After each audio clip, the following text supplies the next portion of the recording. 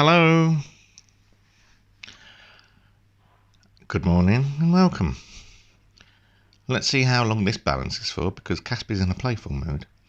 It's May the 14th, 2020.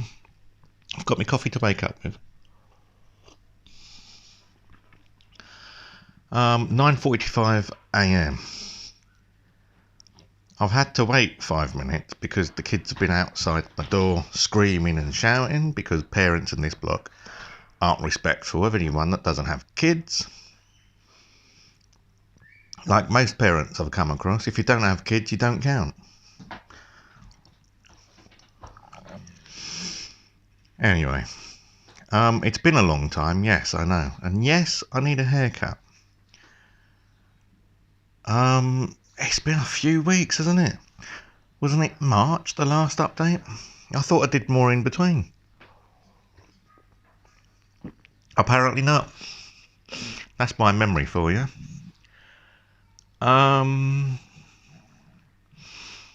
There's been a few things happening. My neighbour called the police on me because she thinks I'm spying on her because my camera keeps moving around, even though it's been in the same position for nearly 2 years now. And the only reason she's complained to the police is because I've reported her to the council. And normally I wouldn't put that information on here, but someone inside the council is telling someone in this block, and I know who in this block, and they're telling the rest of the block what's happening. So I've left it with a few people now because I don't know who I can get to investigate this. I can't put a complaint in because the complaints procedure goes to housing, and I think it's someone in housing. Or, dare I say, one of the councillors. Because the person who I suspect of getting the information is friends with quite a few councillors. And one of my councillors has a private Facebook account, which is suspicious.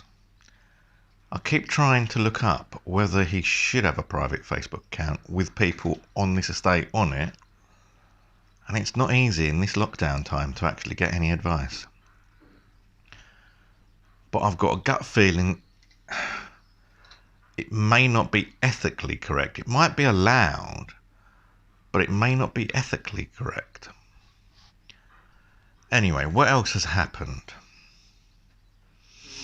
I've started getting food parcels. I've contacted the COVID-19 group. Nice American or Canadian sounding woman. I thought initially it was a scammer when I got the phone call, because you just think that it's going to be someone overseas. And it's not often you hear an American voice. See, there's the children in the background again.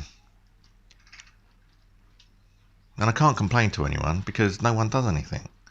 And all they do is, if I complain to housing, for instance, they make it worse because then they know I'm complaining. They know it's getting on my nerves. They know it's making me ill, and they do it even more. So all I'm doing by complaining is telling my neighbours that I don't like it. I wonder if this is what they did before. As I say, they need to move the families out, and they need to move the person down on the ground floor out because he's the troublemaker, and the families shouldn't be in one-bed flats anyway. That's why I took this one-bed flat, because I thought, oh, at least there's going to be no children running up and down the stairs. How wrong I was, because Waltham Forest Council just don't care.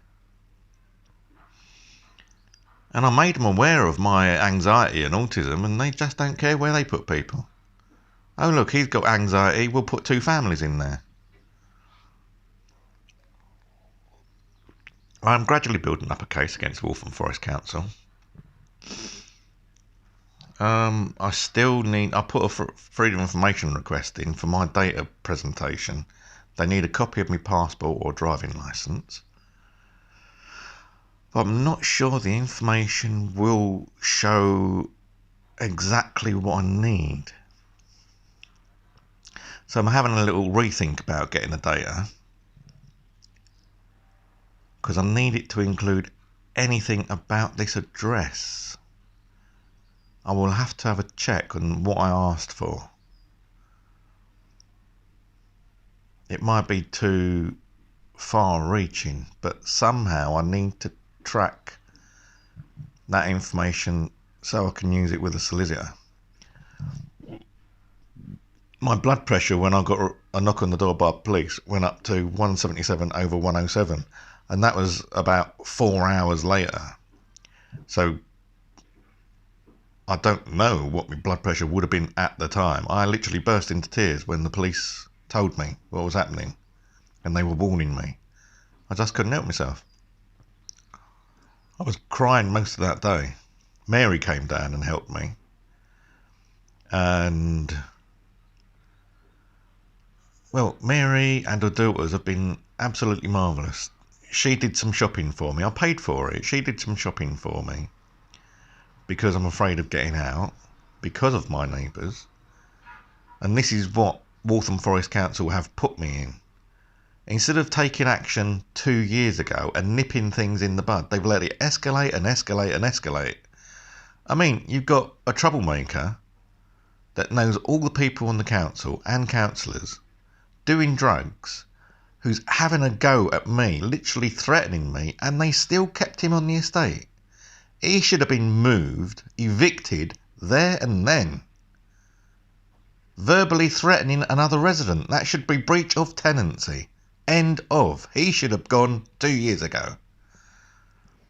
And then we wouldn't have all this trouble in this block, because he's getting away with stuff and other people are getting away with stuff, and I'm getting locked in because I'm afraid of going out. The housing, I wouldn't say Waltham Forest Council as such, because I've spoken to other departments and they seem to be fine. Very reactive, very responsive, good customer service, but you get to housing and it's like a different council. Housing seemed to be untouchable in the sense that, because it's not just Waltham Forest Council, it's, I've interacted with a few housing departments in councils because I've worked for a few of them. So I don't know what it is, but it seems to be that housing there's no oversight of housing. You can do what you want as long as you keep the complaints down. But as there's no oversight, no one knows if there's complaints or not. Because the way that complaints are handled, not everything that comes in as a complaint is logged as a complaint. And that's, not just this council. I've noticed it in other councils as well. Barking and Dagenham for one. And really they should log all complaints and action them, even if they don't want to. There shouldn't be a choice in what's a complaint and what isn't a complaint. To get proper feedback from your service, you need to log everything as a complaint, where it comes in as a complaint. If they say, I am not happy with, or I want this to be a complaint, it should be a complaint. I put a complaint in 10 days ago and they haven't logged it. I'm going to go through my emails this morning and I'm going to chase this complaint up, because yes, I didn't send it through the form, but neither did I send my email through the form on February, but that was logged as a complaint when I specifically asked for it not to be. So now I've emailed someone to log it as a complaint. He hasn't logged it, he hasn't followed the rules. What can I do? They can't pick and choose when to log a complaint. If you've got a meeting request with the Chief Exec, Martin Easom, that should not be logged as a complaint. Especially where it says, do not log this as a complaint. And yet when I actually ask for a complaint to be logged, it isn't. So where's the oversight? I mean, as far as I know, housing, screaming kids out the back again. because parents around here are too lazy to walk down to the park with the kids. You know, parents everywhere. I seem to be surrounded by the lazy ones. Not the ones that really look after nice children, no. I seem to have the lazy ones that don't want to know about their children or tell them just to stand outside. And they're the ones the council need to control. Most of the parents on this estate are quite sensible parents from what I've seen. They look after their kids, the kids respect them, etc, etc. But there's just a handful that don't have respect for anyone, not even their parents in some cases. Anyway, where was I? Oh yes, complaints. I shouldn't have to raise complaints to get things done. But yes, because the council, because housing do not follow proper procedures, because no one's got oversight of housing, and because they can pick and choose when they put complaints in, that's how they manage feedback to the directors. They don't log all complaints. If they come in on an email or a letter, they don't log it. Because they use the excuse, oh well, they didn't go through the correct form. No, that's not what the complaints procedure is supposed to be. The form is there for your benefit, but not to restrict. I mean, there's people that haven't got internet access. Or there's people that don't know how to use the internet. Complaints come from any source, not just only via the website. That's a tool for the council, but it's not a restriction on the customer. By law, they're supposed to log all complaints, and they're supposed to assess if it should be a complaint. Which does make me laugh that they logged my request for a meeting in February as a complaint, but they haven't logged my complaint, which goes in asking to be raised as a complaint. That's not right. And this is why I've been trying to get in touch with the Director of Housing, or Martin Eason. It should be one or the other. I mean, as far as I can see, I've been trying to work this out over the last few weeks. The rot comes from the top. So I've gone up to the housing manager, the one above my housing officer, and his customer service is as poor as the housing officers, let's put it that way. Which makes me wonder, is he getting away with poor customer service because the one above him is absolutely useless? Because it's not going to go up. You're not going to get a bad housing officer affecting a good manager. It will be from the top down. So how far up the ladder does it go? Which is why I wanted the meeting with Martin Eason, the Chief Executive Officer of Waltham Forest Council.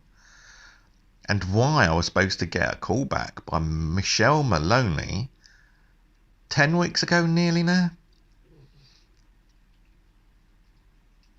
I mean, it's getting on, it's over 2 months because it was in February, so it's well over 2 months.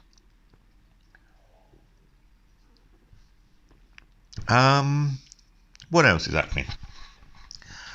Right. Oh, sorry about the wobble. Thanks. And that's the other thing. I'm waiting for my bits for the camera. I've got a tripod mount and a microphone mount. I've tested my 2 microphones and this is definitely the better one. It's got more clarity and more amplification. The other one is it's a dynamic microphone and it doesn't really work very well with a normal phone. But this one is perfect. I actually got it for a phone, so it's adjusted for the input levels on a phone. And apart from anything, it cuts all the echo out in this room. What else is there? I finally managed to upload all 38 backdated videos. I'm just starting to go through putting end cards on.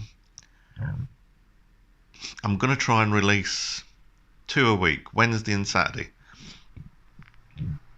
About lunchtime I'm going to release them, I think. Hello, Tabs. And that should boost my viewership, because the more regularly you upload videos or release them, the more you get pushed by the algorithms on YouTube. I'm restricting them from now, and all the ones that are up, to 18 and over, and not for children, because it would not be nice for a 12-year-old to see an adult like me. It might be a bit horrifying, especially my earlier videos where I was suicidal. Well, more suicidal. I managed to clean my floors yesterday after I had my delivery of COVID-19 food, which was a lot of food. It was one carrier bag, but it was a lot of food for me. I've even started storing stuff in the kitchen cupboard. I've had to clear some stuff out so I can put tins and stuff in there. So I do need to put another bit of shelving up so I can store tins in there. It would make more sense. I've got my ice maker, or my slushy maker, yesterday, which came after 2 days. It was really quick, and it's really easy to operate. I've got my ice cube trays the day before that, silicone ones, so nice and square, and they pop out easy, and they're the perfect size for the slushy machine. I need to make some iced coffee flavoured milk. Well, coffee flavoured milk, not iced, but coffee flavoured milk, and put it in the fridge so I can make nice cold iced coffees. Or even tea. I've got heaps of tea in there. I could make an iced tea, which would make sense thinking about it.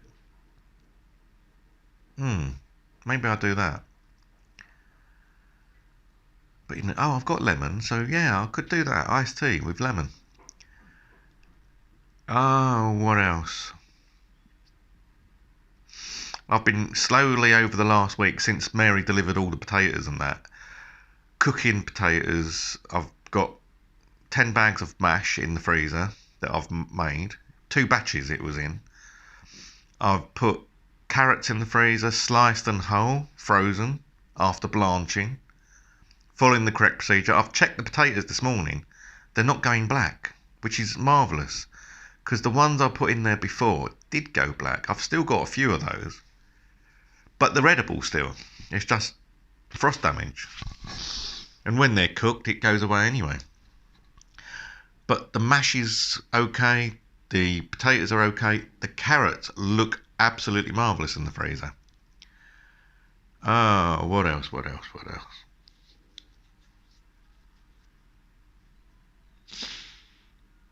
I finally, after about 5 weeks of trying, got a blood test kit, a blood and urine test kit for SHL. So I sneaked out at about 9 o'clock last night when it was all quiet, even though there were still people on the streets at 9 o'clock at night. I don't understand that. And there was no sort of regard for walking across, they were walking straight at me. I had to divert around them, which is why my anxiety won't let me out. I've got fear of going out my door and anxiety about going outside. Work that one out. Anyway, I posted that back the day I got it. So I should have results back from that in a few days. I don't expect it quick because of all the testing that's going on for COVID-19. But at least one way or the other, I will find out. I've been trying to get tested for 2.5 years, since I moved here. But I didn't realise there weren't any gum clinics around here. It's all done online. It was just accidentally I found it. About 2 months ago, I found online that it's all done online in this borough. In fact, it might be most of London now. Because the only gum clinic I could find was Queen's Hospital. Not that I've got anything. I don't expect the results to be positive on anything. But every few years, I just like peace of mind. I think that will do for now. I've reversed the camera because I was doing with the front facing camera, but I've turned it to the rear facing camera because it's easier for me to look at the camera, to look at the lens. Whereas a lot of my videos before this were me kept looking over to, because it's natural. You human brain automatically wants to look at a human face. So now it's just the back of the camera. It's easier just to look at the camera, and it makes for better viewing, and it makes it look less creepy as well, like I'm actually talking to you. I think that'll do for this one. I've done a little bit of cleaning as well. I'll keep going to end it. That's 3 times now I've tried to end this. I've done a little bit of cleaning because they took all my rubbish, the people that delivered the thing. If I get another delivery of food, it's only quick. I'll ask them if they can take another bag of rubbish. Save me putting me in harm's way and getting threatened by any of my neighbours. Because I'm not the sort of person that people like, because I tell people the truth. And I will put complaints in. Sounding like Liam Neeson there in Taken. I will put complaints in. I will get you prosecuted. I will get you evicted. No, see, that's not the point. I'm not after getting people evicted. I'm after the council managing their residents. I mean, why they move families into one beds? I don't. One was already pregnant, so that's 2 children and 2 adults in one bed. And another one,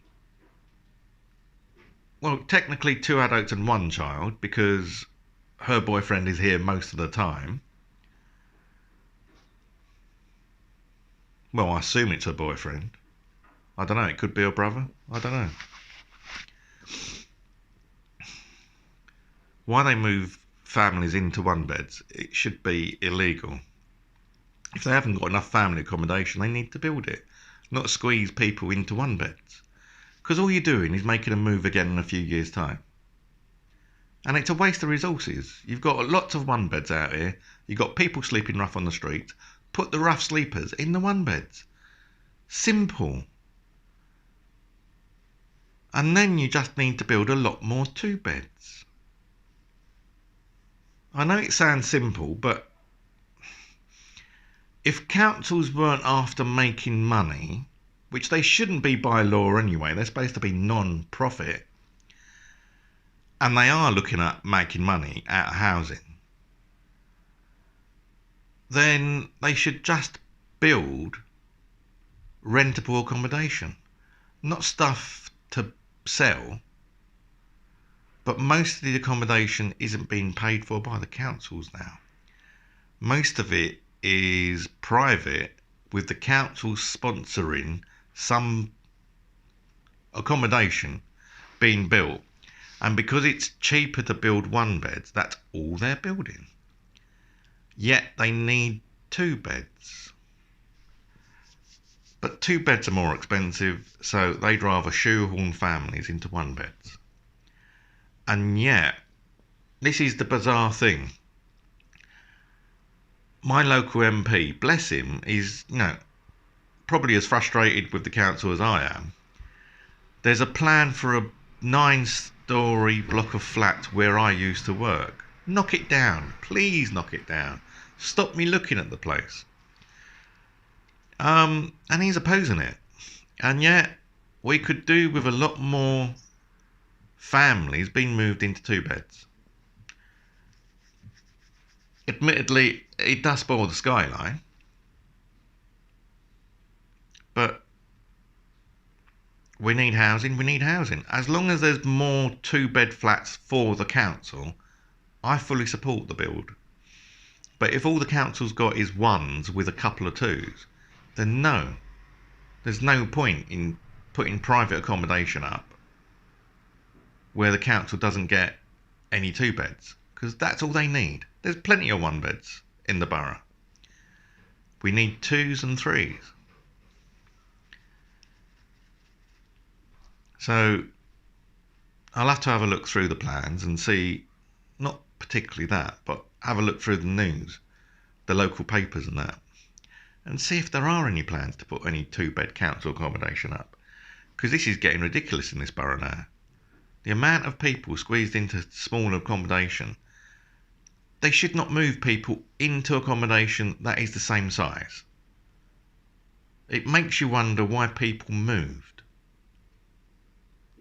It's not the sort of information they will give out to any Tom, Dick or Harry. But if they were in a one bed and they've moved to a one bed, why did they move? Very odd. Anyway, I will definitely end it now because I need another coffee. And then I'll get back to going through the backlog of YouTube movies. 22 to 38 went up over the last few days, thanks to the internet finally working. I'm getting some decent speeds out of the internet on my laptop as well. I mean, it's going up to 60 meg down and 20 odd meg up, which is, it's excellent. It's better than I was getting on Virgin at one stage. It's a lot better on the upload than Virgin. I mean, I was only getting 3 meg up on Virgin. So anything above that is a bonus. And yet normally, even when I've had poor downloads, I've normally had 10 meg minimum uploads, which is the confusing bit. If it was a bad signal, I'd get it bad both ways. And because Vodafone are reluctant to tell customers what's going on, yes, they've got an app. Yes, they've got online network management. Yes, they're supposed to be putting it up on a map, but no, they don't. I don't know if they're afraid that if they have a lot of maintenance going on over a long period, people will leave them. Quite frankly, it almost got to the stage, because they weren't telling me, I was going to leave them. But the other day, I got through to tech support, and they got through to, I think it was third line. They was talking to someone in third line, the people that are doing the engineering, the background engineering. And there is unlisted maintenance work going on in this area. Why is it unlisted in Vodafone? Anyway, that's me done. I'm going to go make my coffee. Thank you for watching. Like, comment, subscribe, click the bell, and there will be more. I'm trying to upload these 2 a week, Wednesday and Saturday. So the backlog will give me a bit of padding.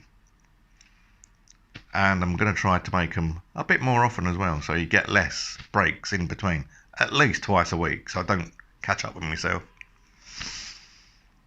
So that means the backlog should be up and published in the next 12 weeks? No, 6 weeks. Yeah, about 6 or 7 weeks. And then we should be catching up to date. So in theory, there should be only a 6-week lag, which is roughly what I wanted anyway. Anyway, thank you for watching. Goodbye.